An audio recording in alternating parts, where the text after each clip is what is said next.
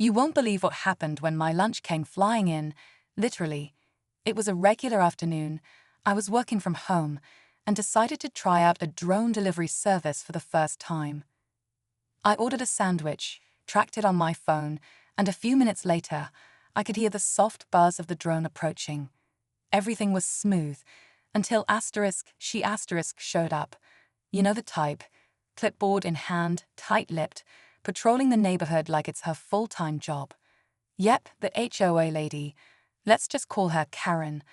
The drone hovered down, right in front of my driveway, just like it was supposed to.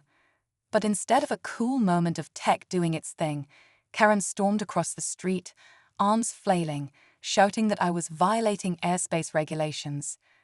I tried to explain that it was a licensed delivery, but she wasn't having it. Within minutes, she pulled out her phone and dialed the cops. On *drone*. I stood there in disbelief, sandwich still dangling under the drone, while she reported a suspicious flying object to emergency services. The police showed up. Yes, they actually came. Neighbors peeked through windows. A small crowd started gathering, and I had no idea if this was going to end in a warning or something worse. What happened next took the whole thing from ridiculous to straight up unreal. And just when I thought it couldn't get any more bizarre, well, you'll have to see it to believe it. So there I was, standing in my driveway, drone humming quietly above me with my sandwich still hanging underneath, and 2 police officers slowly walking up like they weren't sure if this was a prank or something serious. Karen was already in full HOA meltdown mode, pointing fingers, talking about neighborhood safety, air traffic laws, and something about privacy violations. I could hear her saying things like, "This is a residential zone. We have rules, and he's bringing surveillance into our skies." Meanwhile, I'm just thinking, it's a sandwich, not a spy mission. The officers were calm but clearly confused. One of them asked if I had permission for the delivery. I showed them the app, the order details, even the drone company's info. Everything was legit, but Karen kept pushing, saying this was just the beginning, and that next thing you know, drones would be flying through our backyards filming everything. I could tell this wasn't just about the drone. She needed control over everything happening in the neighborhood. Then came the part that really started to get weird. One of the officers asked if I had gotten special clearance from the HOA. That's when I realized Karen might have already been trying to change the rules without anyone knowing. The tension was building, and suddenly, what should have been a quick lunch delivery turned into a battle of personal freedoms, HOA power, and drone tech drama. And trust me, it only got stranger from there. At this point, the whole street felt like it had frozen in time. The drone was still hovering, my sandwich now slightly tilted, and the police were quietly talking to each other, probably trying to figure out how this situation even became real. Meanwhile, Karen wasn't letting up. She kept going on about how the drone delivery trend was going to destroy the peace and quiet of our neighborhood. She even pulled out a stack of printed papers, rules, maps, and something that looked like her own version of a no-fly zone for our cul-de-sac. She claimed she had emailed the HOA board to propose new drone regulations, but no one I spoke to later had ever heard of it. Then another neighbor, Rick, came out from across the street. Rick's a retired engineer and kind of the unofficial tech guy around here. He actually looked excited. He started asking about the drone model, the GPS system, and how the delivery route was programmed. Karen was not amused. She said he was encouraging reckless behavior, but Rick calmly reminded her that drones were legal, and if the FAA approved the route, there wasn't much the HOA could do. That clearly didn't sit well with her. The crowd had grown to about a dozen neighbors by now. Some were siding with Karen, worried about drone noise or potential accidents. Others were fascinated, asking if they could try it next. Lines were being drawn, opinions clashing, and I was right in the middle. And then someone mentioned security footage. When someone brought up the idea of checking security footage, everything got even more intense. One of the neighbors, Jenna, said her doorbell cam might have caught the drone flying in from above the rooftops. Karen jumped on that like it was proof of some kind of drone invasion.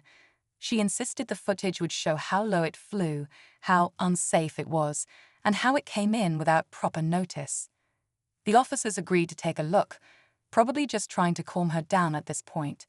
So we all ended up crowding around Jenna's phone, watching grainy footage of a tiny dot in the sky slowly dropping toward my house. Karen kept pointing, saying, "See, right there. It dipped too close to my yard." But honestly, from what we could all see, the drone stayed on its GPS path the entire time. That didn't stop her, though.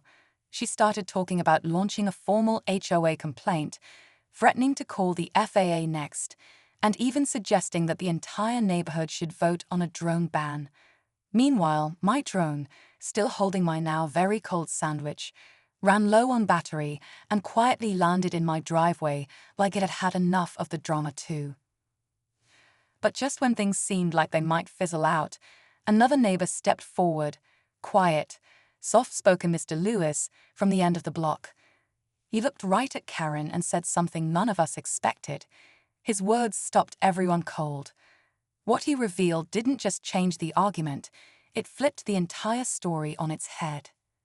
Mr. Lewis rarely spoke at HOA meetings, and most of us barely knew anything about him beyond his well-kept yard and quiet routines. So when he suddenly stepped forward, everyone went silent. He looked at Karen, then glanced at the officers and said, "I've been using drone deliveries for months now." You could practically hear the collective gasp. He went on, explaining that because of mobility issues, drone delivery had been a game changer for him, bringing groceries, prescriptions, and even tools for his small backyard projects. Karen's face went pale.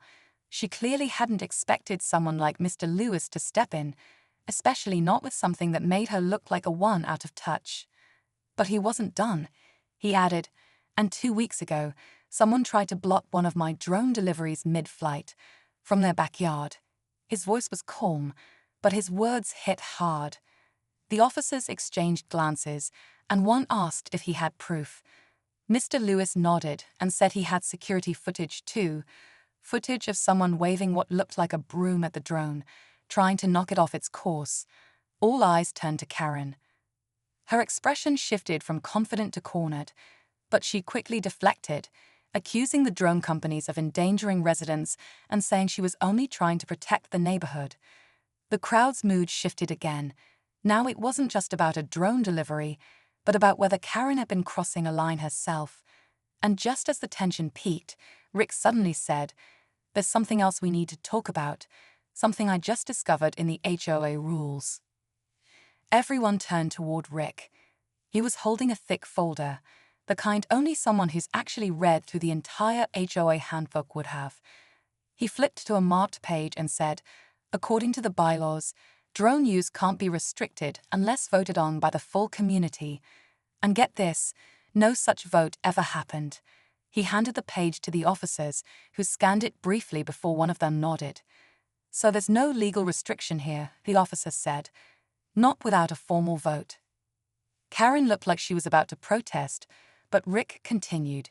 "And here's the real kicker. The HOA board was supposed to inform everyone about any proposed policy changes with written notice. Karen sent those emails only to herself and maybe a couple of close friends. No one else on this block got a thing. That was the breaking point. People who had been on the fence started murmuring, frustrated that she had tried to change things behind everyone's back. It was clear now. This wasn't about safety or rules, it was about control. The officers stepped aside, saying there was no violation, and the drone delivery was perfectly legal. Karen tried to save face by saying she'd bring it up in the next meeting, but by then the mood had shifted entirely. People were already pulling out their phones, looking up drone delivery apps, and even asking Mr. Lewis for tips. Just as things were calming down, Rick turned to me and said, "You might want to check your drone footage too." I raised an eyebrow. "Why?" I asked. He gave a small grin. "Because I think Karen's been spying on *U*, not the other way around."